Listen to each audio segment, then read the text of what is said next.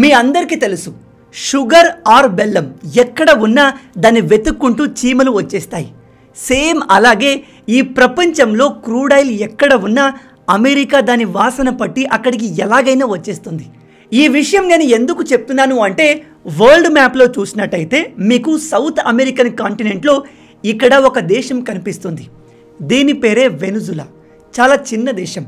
ఇక్కడ పాపులేషన్ కేవలం దాదాపు 3 కోట్ల వరకు మాత్రమే ఉంటుంది.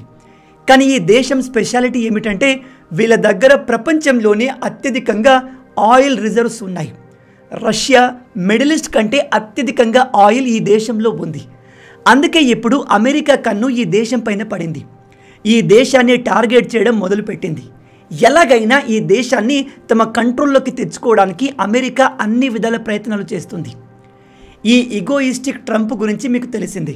వీడు దేనికి భయపడ్డు. వీడికి ఏదైనా కావాలి అనుకుంటే దానికోసం ఎంతకైనా తెగిస్తాడు. ఇండియాను ఎలాగైనా తన కంట్రోల్లోకి తెచ్చుకోవడానికి ఇప్పటికీ సర్వ ప్రయత్నాలు చేస్తున్నాడు. మన దేశం పైన రకరకాల టారిఫ్లు వేసి అనేక రకాలుగా ఇబ్బంది పెడుతున్నాడు. వీడు మన ఇండియా విషయంలో సక్సెస్ కాడు. ఎందుకంటే మన భారత్ వీక్ కంట్రీ కాదు. ఆ విషయాన్ని వీడు ఇంకా రియలైజ్ అవ్వలేదు. ముందు అవుతాడు. కానీ పాపం వెనుజులా పరిస్థితి దారుణంగా మారబోతుంది. ఈ ట్రంప్ గాడు ఎలాగైనా వెనుజులాని తన కంట్రోల్లోకి తెచ్చుకోవడానికి ఇప్పుడు డైరెక్ట్గా అమెరికన్ మిలిటరీని అండ్ నేవీ మొత్తాన్ని దింపేశాడు. ప్రజెంట్ మీరు ఇక్కడ మ్యాప్లో చూసినట్టయితే వెనుజులాకి పైన ఉన్నది కరేబియన్ సముద్రం. ఈ సముద్రంలో వెనుజులా దేశం మొత్తాన్ని చుట్టుముడుతూ అమెరికన్ నేవీ ఈ ప్రాంతంలో డిప్లాయ్ అయి ఉంది. ప్రజెంట్ ఈ ప్రాంతంలో అమెరికన్ వార్షిప్లు, సబ్మరైన్లు, destroyers, even most advance fighter jets అయిన F-35ని కూడా డిప్లాయ్ చేశారు. ప్రజెంట్ పరిస్థితి ఎలా ఉంది అంటే ఏ క్షణంలో అయినా అమెరికా వెనుజులా మధ్య యుద్ధం స్టార్ట్ అవ్వచ్చు. ఈ రెండు దేశాల మధ్య ప్రజెంట్ ఇంత పెద్ద గొడవ జరగడానికి కారణం ఏమిటంటే చాలా సింపుల్. ప్రజెంట్ వెనుజులాకి ప్రెసిడెంట్ ఇక్కడ కనిపిస్తున్న నికోలస్ మాడ్యురో. ఇతను అమెరికాకు కంప్లీట్గా అగెన్స్ట్. ఇతను చైనా అండ్ రష్యాకి బాగా క్లోజ్గా ఉంటాడు. ఈ విషయం అమెరికాకు అస్సలు నచ్చలేదు. ఆల్రెడీ అమెరికా వెనుజులా దేశం పైన అక్కడి ఆయిల్ అమ్మకుండా అనేక రకాల శాంక్షన్స్ వేసింది. అందుకే సౌత్ అమెరికా, ఈవెన్ మన ఏషియాలో ఉన్న చాలా దేశాలు వెనుజులా నుంచి ఆయిల్ని కొనవు. అక్కడ తక్కువ రేటుకి ఆయిల్ దొరుకుతున్నా ఎవరు కొనరు. కానీ మీకు చైనా సంగతి తెలిసింది. వాళ్ళు ప్రజెంట్ చాలా పవర్ఫుల్గా మారారు. చైనా అమెరికాకు ఏమాత్రం భయపడదు. అందుకే ప్రజెంట్ వెనుజులా నుంచి అత్యధికంగా ఆయిల్ని చాలా తక్కువ రేటుకి చైనా కొంటుంది. ఇక్కడ మీరు ఐరనీ చూడండి. రష్యా నుంచి అత్యధికంగా ఆయిల్ని కొంటుంది చైనా. అలాగే వెనుజులా పైన అమెరికా శాంక్షన్స్ వేసినప్పటికీ వాటిని ఏమాత్రం పట్టించుకోకుండా ఆ దేశం నుంచి అత్యధికంగా ఆయిల్ని కొంటుంది మళ్ళీ ఈ చైనాని. కానీ ఈ తిక్కన కొడుక్కి అది కనిపించదు. వీడు చైనాను వదిలేసి మన ఇండియాను టార్గెట్ చేస్తున్నాడు. ఇండియాను టారిఫ్లు వేసి శాంక్షన్లు వేసి ప్రెజర్ చేస్తున్నాడు. అందుకే అంటారు బలవంతుడు ఎవరితో భయపడాల్సిన అవసరం లేదు. వాడికి ఎటువంటి రూల్స్ వర్తించవు. రూల్స్ అండ్ రెగ్యులేషన్స్ కేవలం వీక్గా ఉన్న వాళ్ళకు మాత్రమే. మనం చైనా అంత స్ట్రాంగ్ లేము.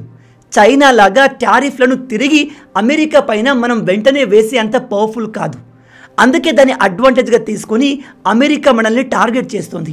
మనల్ని టార్గెట్ చేసినట్టు ఈ ముసలోడు చైనాని చేయలేడు. అలా చేస్తే వీడికే నష్టం. అందుకే వీడు చైనా జోలికి వెళ్ళడు. మన దేశం కూడా ఈ చైనా లాగా ఎప్పుడు పవర్ఫుల్గా మారుతుందో. వెనుజులా ప్రెసిడెంట్ అయిన నికోలస్ అంటే అమెరికాకు పడదు. అందుకే అమెరికా ఎలాగైనా సరే వెనుజులాలో ఈ నికోలస్ ప్రభుత్వాన్ని పడగొట్టి అమెరికాకు సపోర్ట్ చేసే కొత్త ప్రెసిడెంట్ని తీసుకురావాలి అనే ప్రయత్నం చేస్తుంది. ఇది ఒక క్లాసిక్ అమెరికన్ స్టైల్.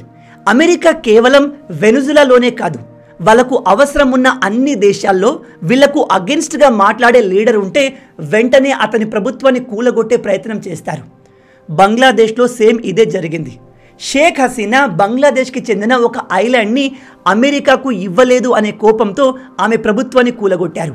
పాకిస్తాన్లో కూడా ఇమ్రాన్ ఖాన్ తన చివరి రోజుల్లో అమెరికాను విపరీతంగా క్రిటిసైజ్ చేశాడు. వెంటనే అతని పార్టీని డిస్మాంటిల్ చేసి అతన్ని జైల్లో పడేశారు. ఇప్పటికీ ఇతను జైల్లోనే ఉన్నాడు. అమెరికా ఇన్ఫ్లుయెన్స్ పాకిస్తాన్ పైన అంత ఎక్కువగా ఉంది. అలాగే ఇప్పుడు మన దేశంలో కూడా మోడీ గారు అమెరికాకు అగెన్స్ట్గా పోరాడుతున్నారు. అందుకే మోడీ ప్రభుత్వాన్ని కూల్చే చాలా కుట్రలు ప్రజెంట్ జరుగుతున్నాయి. ఈవెన్ ఆ కుట్రల్లో మన దేశంలో ఉన్న కొన్ని అపోజిషన్ పార్టీలు కూడా ఉన్నాయి అని చెప్తున్నారు. ఇండియాలో ప్రజెంట్ ప్రభుత్వాన్ని పడగొట్టడానికి, మన దేశంలో అల్లర్లు క్రియేట్ చేయడానికి ఎవరెవరు ప్రయత్నిస్తున్నారు, దాని వెనకాల ఎవరెవరు ఉన్నారు అనే విషయాన్ని మనం నెక్స్ట్ వీడియోలో డీటెయిల్గా డిస్కస్ చేద్దాం. అయితే ఇక్కడ అమెరికా చెప్పేది ఏమిటంటే, వెనుజులా నుంచి మా దేశంలోకి ఎక్కువగా డ్రగ్స్ వస్తున్నాయి, వాటి వల్ల మా దేశ ప్రజలు సఫర్ అవుతున్నారు, అందుకే మేము వెనుజులా దేశం పైన యాక్షన్ తీసుకోవడానికి మిలిటరీని దింపాము అని ట్రంప్ చెప్తున్నాడు. కానీ ఒకసారి మీరే ఆలోచించండి, ఒక డ్రగ్ గ్యాంగ్ని పట్టుకోవడానికి సబ్మరైన్లు, F-35 లాంటి అడ్వాన్స్ ఫైటర్ జెట్లు ఎందుకు, షిప్లను ఎందుకు డిప్లాయ్ చేస్తారు? ఈ ముసలోడు ఎవరిని మోసం చేద్దామని చూస్తున్నాడు? వీడు ఇక్కడ చాలా క్లియర్గా వెనుజులాని తన కంట్రోల్లోకి తెచ్చుకోవాలి, దానికోసం ఈ నికోలస్ ప్రభుత్వాన్ని పడగొట్టేందుకు సర్వ ప్రయత్నాలు చేస్తున్నాడు. అయితే ఇక్కడ సాడ్ విషయం ఏమిటంటే, ఇక్కడ ట్రంప్ తను అనుకున్నది చేసేలాగే కనిపిస్తున్నాడు. ఎందుకంటే వెనుజులా చాలా చిన్న దేశం, వీళ్ళ నేవీ కూడా చాలా చిన్నది. అమెరికా ఏ క్షణంలో అయినా వీళ్ళపైన దాడి చేసి ఆ దేశం మొత్తాన్ని తమ కంట్రోల్లోకి తెచ్చుకోగలదు. వెనుజులాని కాపాడడానికి ఎవరు కూడా ముందుకు వచ్చే అవకాశం లేదు. కానీ ఈ నికోలస్ రష్యా అండ్ చైనాకి బాగా క్లోజ్ కాబట్టి, అలాగే చైనా వెనుజులా ఆయిల్ ఫీల్డ్ పైన బిలియన్స్ ఆఫ్ డాలర్స్ ఇన్వెస్ట్ చేసింది కాబట్టి రీసెంట్గా చైనా అమెరికాకు వార్నింగ్ ఇస్తూ ఒక స్టేట్మెంట్ ఇచ్చింది. వెనుజులా పైన అమెరికా చేస్తుంది ఇల్లీగల్, ఒక స్వాతంత్ర దేశం పైన అమెరికా తమ నేవీ పవర్ని ఉపయోగించి బుల్లీ చేయాలి అనుకోవడం కరెక్ట్ కాదు అంటూ నిందించింది. చైనా అమెరికాకైతే వార్నింగ్ ఇచ్చింది, కానీ గ్రౌండ్ లెవెల్లో అంటే వెనుజులా దేశాన్ని కాపాడడానికి ఎటువంటి యాక్షన్ ఇప్పటికైతే తీసుకోలేదు. ఒకవేళ వెనుజులా దేశాన్ని కాపాడడానికి చైనా తన మిలిటరీని, నేవీని వెనుజులా దేశంలోకి దింపగలిగితే అప్పుడు సిచ్యువేషన్స్ మరింత ఇంటెన్సివ్గా మారుతాయి. ఎందుకంటే అమెరికా కాంటినెంట్లోకి వచ్చి చైనా యుఎస్ని ఎదిరిస్తుంది అంటే అది ఒక అతిపెద్ద న్యూస్ అవుతుంది. ఇందులో రష్యా కూడా ఇన్వాల్వ్ అయితే ఖచ్చితంగా ఇది వరల్డ్ వార్ 3కి దారితీసే అవకాశం లేకపోలేదు. ఈ మధ్య ట్రంప్ చేసే పనులు కూడా కాస్త విచిత్రంగా ఉన్నాయి. ఇతను రీసెంట్గా తమ దేశంలో ఉన్న డిపార్ట్మెంట్ ఆఫ్ డిఫెన్స్ని డిపార్ట్మెంట్ ఆఫ్ వార్గా మార్చాడు. అండ్ ఇప్పుడు ఇతను ఒక ప్రెసిడెంట్లా కాకుండా ఒక డిక్టేటర్ లాగా బిహేవ్ చేస్తున్నాడు.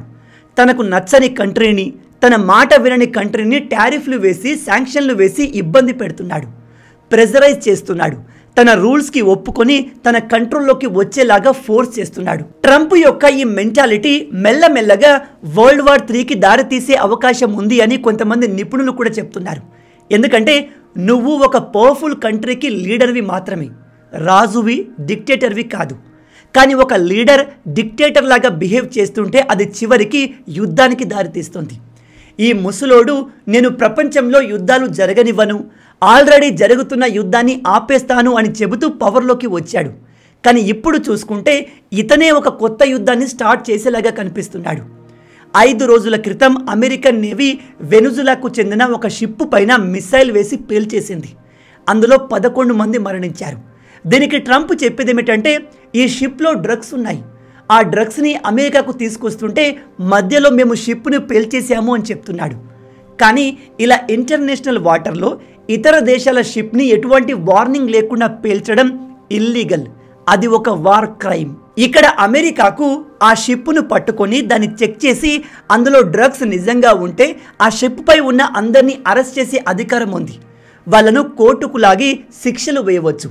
కానీ అధికారాన్ని చేతిలోకి తీసుకొని ఆ షిప్ని డైరెక్ట్గా పేల్చడం, అందులో ఉన్న 11 మందిని, అది కూడా వేరే దేశ సిటిజన్స్ని చంపడం ఇల్లీగల్ అండ్ అది ఒక వార్ క్రైమ్.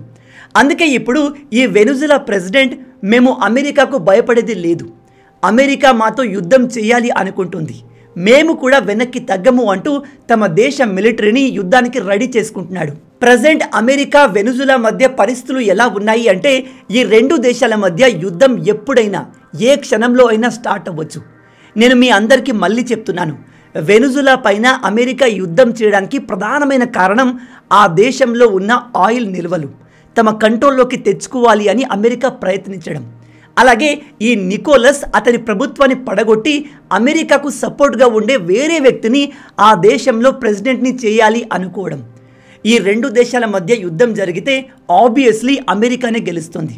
కానీ ఈ యుద్ధంలో అమెరికా కూడా భారీగా నష్టపోయే అవకాశం ఉంది. మరి వెనుజులాకి చైనా రష్యాలు సపోర్ట్గా వస్తాయా లేదా అనేది మనం వేచి చూడాలి. దీనిపై మన ఇండియా ఇప్పటి వరకు రియాక్ట్ కాలేదు. కానీ మీరేమనుకుంటున్నారు? మన ఇండియా రియాక్ట్ అయితే బాగుంటుందా?